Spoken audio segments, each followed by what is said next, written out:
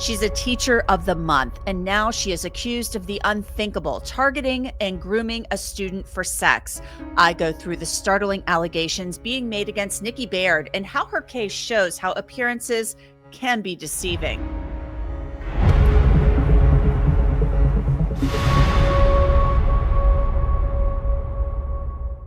Welcome to Crime Fix. I'm Angenette Levy. In Kansas, teachers are held to a high standard, just as they are in other parts of the country. They're trusted with our kids, and they are expected to protect them as if they were their own children. Well, Nikki Baird, she's an award-winning art teacher who was celebrated as a teacher of the month and a good apple in her district. Now she's accused of betraying that trust in a big, big way. She was charged with 4 felony counts of having unlawful sexual relations with a student, according to Sedgwick County court records. From what we can gather in her social media posts, Baird was somewhat of a star educator in her community, hosting alumni events, supporting the football team, and being praised with awards. But according to a police affidavit, the perfect image was all a facade. And Nikki Baird had a dark side. Here's the alleged timeline laid out by detectives. Now, these detectives, they say this wasn't a brief fling. This was a crime that spanned many years, beginning when Baird was the boy's middle school teacher, and allegedly it escalated through his high school years. The affidavit states the investigation led to Baird's arrest on May 22nd. She was charged with 4 felonies, made her first court appearance, and posted a $50,000 bond. And in a new development just this week, a judge has made a major decision about whether this case is heading to trial. Baird was back in a Wichita courtroom for a preliminary hearing on December 2nd. That's where a judge listens to the evidence and decides whether there's enough evidence to justify a full trial. The standard for that is probable cause, so that's a pretty low bar. After reviewing the police affidavit, the allegations from the victim, and the evidence of the handwritten notes and nude photos, the judge ruled there is, in fact, enough probable cause for this case to move forward. That means Nikki Baird will go on trial on all 4 felony counts of unlawful sexual relations with a student. We're going to take a much deeper dive into these documents that got us to this point. We've obtained and gone through the arrest affidavit in this case, and it lays out a methodical, disturbing pattern. Here are the key facts as alleged by police. This whole thing started with a tip. Back on May 19th, a detective with the Exploited and Missing Child Unit was told to look at an Instagram post. That post said a teacher named Mrs. Baird had an inappropriate relationship with a former student. A copy of that post was handed to police by a security guard with the school district. But here's the critical part. The affidavit reveals that inside the school, people were already talking. During the 2023-2024 school year, a full year before the arrest, another teacher had gone to the school's principal, and that teacher said that Baird was spending too much time with this particular student. The affidavit says those concerns were handled internally by another administrator. It doesn't say how, it doesn't say what was done. It just says it was handled. The situation changed when the police investigation became known in May. When Principal Murray confronted Baird about it, the affidavit states that Baird admitted to Murray that she got too close and had crossed boundaries. At first, Baird said it was only an emotional relationship that started after the student graduated. But then she changed her story, telling the principal it actually started when he was still a senior, and the court records back that up. All the charges are for alleged conduct that happened before graduation day. Now let's get into the victim's side of the story as he told it to detectives. He said that Baird wasn't just his high school teacher. She had been his art teacher back in middle school too. He described a very slow process where, in his words, she befriended him, then isolated him from others. The affidavit then traces that process step by step. It details how Baird gave him her personal cell phone number. The text started about schoolwork, but quickly turned personal, with Baird allegedly messaging him about how her marriage was struggling.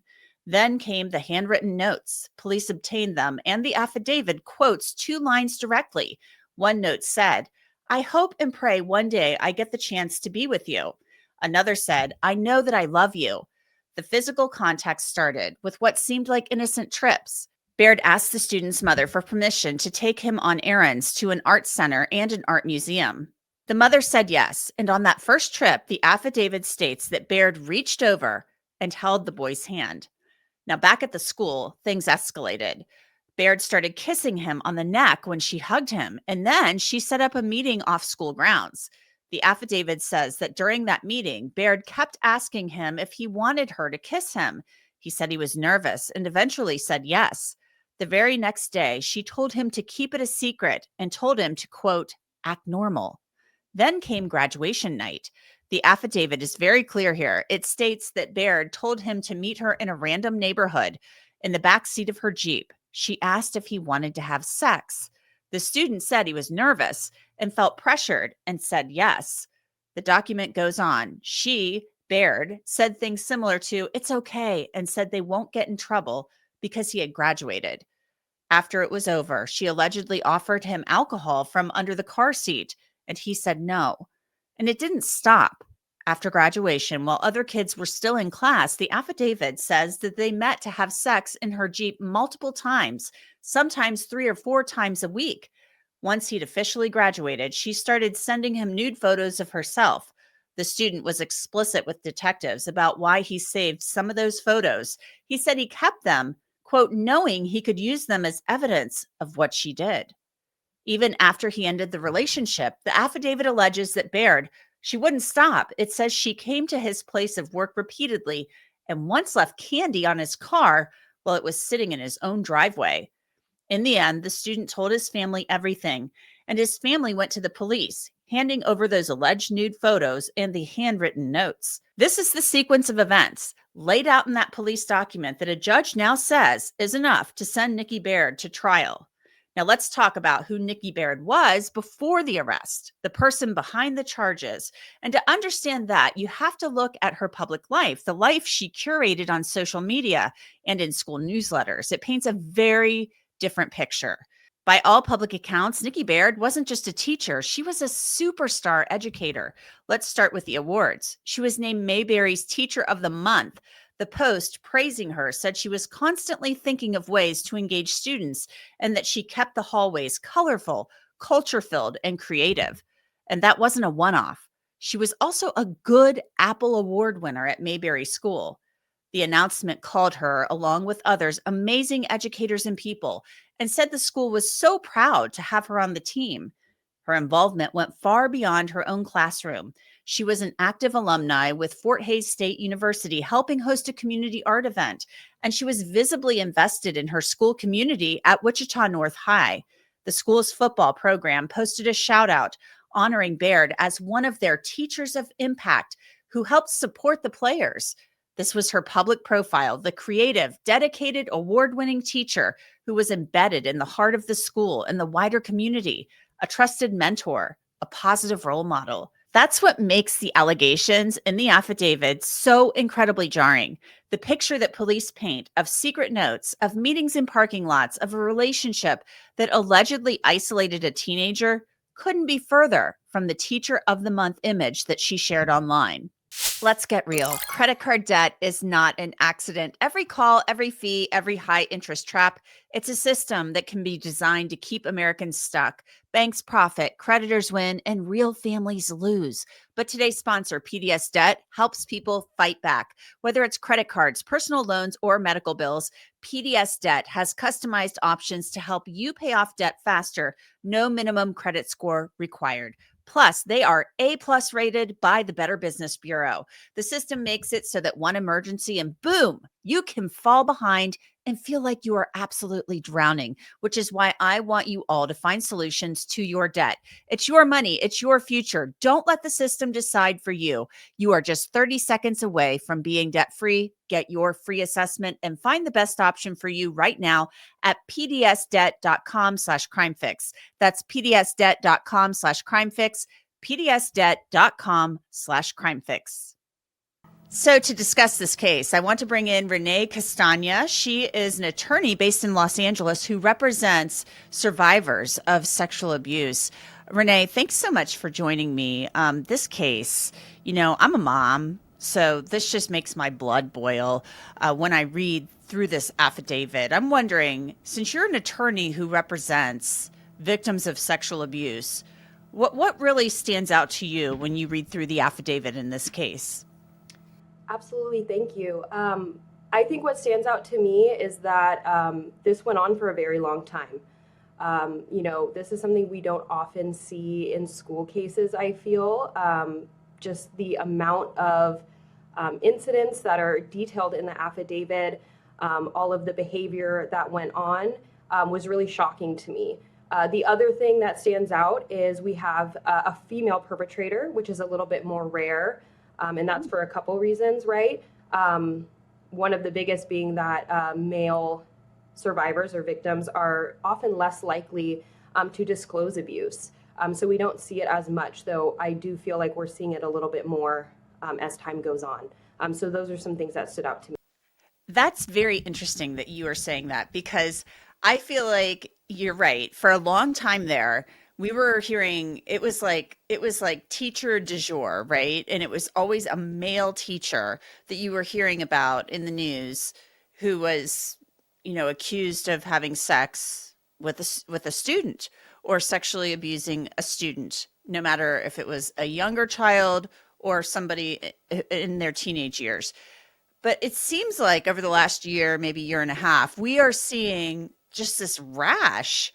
We've covered many of them here on Crime Fix, here on Law and Crime, of female teachers. And it's coming out that they are accused of sex crimes involving these boys. And what do you attribute that? Do you think that maybe there's not as much of a stigma anymore in boys coming forward and reporting these things, or are there just more women who have predatory instincts becoming teachers and doing this? A great question. I think there's a lot of stuff going on. So I think one of the things that's going on is that a female perpetrator tends to get a lot more news coverage because it seems a little bit more salacious, right? It's something we're not that used to seeing. I think that sometimes the public response is a little bit different with a female perpetrator than with a male perpetrator. So, sometimes it just makes good news. So we're hearing more about it. I also think that you hit on an important point, which is that, as time goes on, we are doing a better job as a society of educating children about sexual abuse and boundary crossing and things of that nature. So I think more young boys and young men feel that they can come forward and disclose about what is happening to them. I think that this probably happened way more than we ever thought. And like I said, I think that a boy is less likely, and that's backed up by data, that boys are less likely to disclose. They often take much longer to disclose, and I think also third parties that may be witnesses to certain behavior may not respond in the same way as if they when they see a man and a young girl.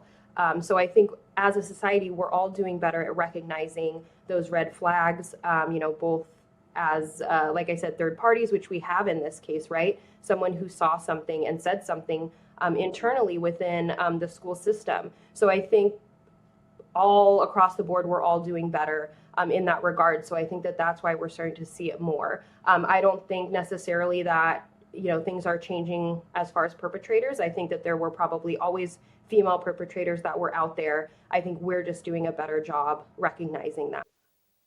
Interesting. It makes you kind of wonder how many female teachers. I mean, it makes me kind of think too. I mean, I don't know, but I'm kind of like thinking back now to when I was in high school. I'm like, oh my God, was there some female teacher back then? Yeah, you just don't know, especially based on what you're just saying. There are some things that really bother me about this case. Actually, many things bother me about this case, but one thing that stands out to me in particular is the fact that apparently there was some incident reported about this teacher back in the 2023-2024 school year, and it was handled. Nobody knows how it was handled. And so that's an open question. And so there were concerns. There's been talk, not just like recently, but all the way back then about, Nikki Baird. And there was chatter. So what happened? It's like a lot of that stuff gets kind of like kept private because of like rules and whatever the school policies are within the district. But obviously, she was allowed to remain employed, and she had, and she's innocent until proven guilty, of course. But looks like we've got a pile of evidence here, making her look like she committed sex crimes. And, she's got this like shiny veneer, this facade going on of, star teacher of the year and all this stuff. So, does that stand out to you? The fact that this had been something had gone on with the district back in 2023, 2024, and she still remained employed.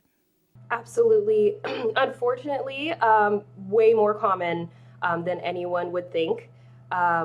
We see a lot of institutional level failures that allow a teacher in particular to prey upon students. So what should have happened when this report was made, right, is the minor in question should have been interviewed immediately. Parents should have been notified.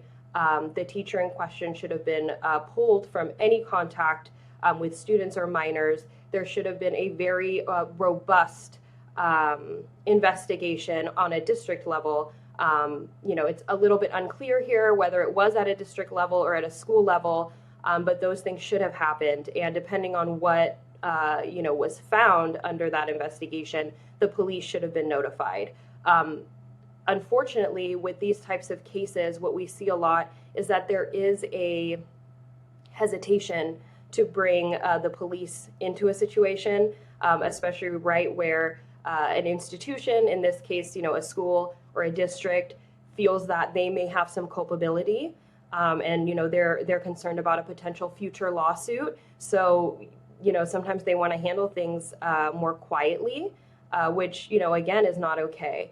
We'll have to see too in this case if additional victims come forward, because a lot of times these are not isolated incidents, and so time will tell whether the failures that happened at an institutional level in this case allowed more children to be harmed.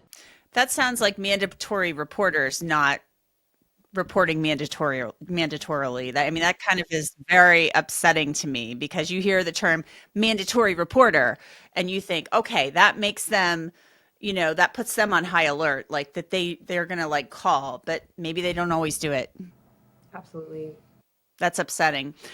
This boy, he is quoted as saying, I kept these items, the notes, the nude photos, I kept all this stuff so I would have evidence of what she did. What does that tell you about his mindset?